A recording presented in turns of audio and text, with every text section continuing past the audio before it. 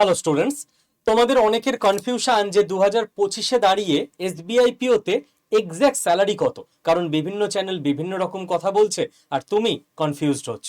তো চলো দেখে নেওয়া যাক এক্স্যাক্ট স্যালারি। দেখো, তোমার ইনিশিয়াল বেসিক পে জয়েন করার সময় হবে 56,480।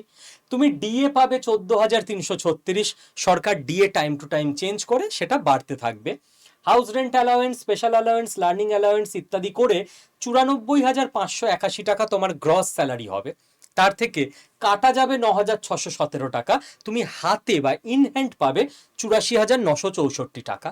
যে টাকাটা কাটা গেল, কেন কাটা গেল?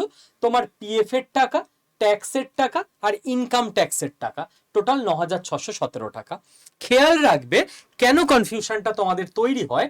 কেউ ধরো মুম্বাইয়ের মতো জোনে এসবিআই পিও পেয়েছে, তার কিন্তু অ্যানুয়াল স্যালারি হয়ে যাবে 18,67,000 টাকা।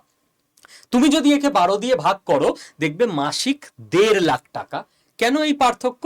কারণ যে যত বড় শহরে পোস্টিং পাবে, সেই শহরে যেহেতু ঘর ভাড়া, থাকা খাওয়ার খরচ তত বেশি, তাই তার অ্যালাওয়েন্স বেশি হয়ে যায়, বেসিক পে চেঞ্জ হয় না।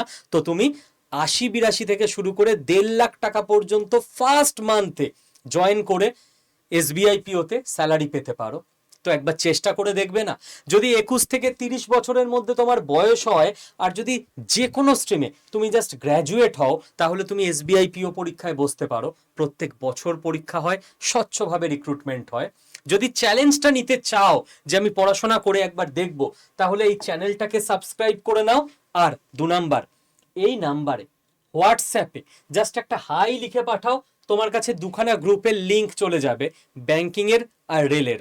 তুমি যে পরীক্ষার প্রিপারেশন নেবে বা চাইলে দুটোতেও ক্লিক করে জয়েন হয়ে যেতে পারো। প্রিপারেশনের গাইডেন্স সমস্ত কিছু এই চ্যানেলে আর এই হোয়াটসঅ্যাপ গ্রুপে পেয়ে যাবে। All the best.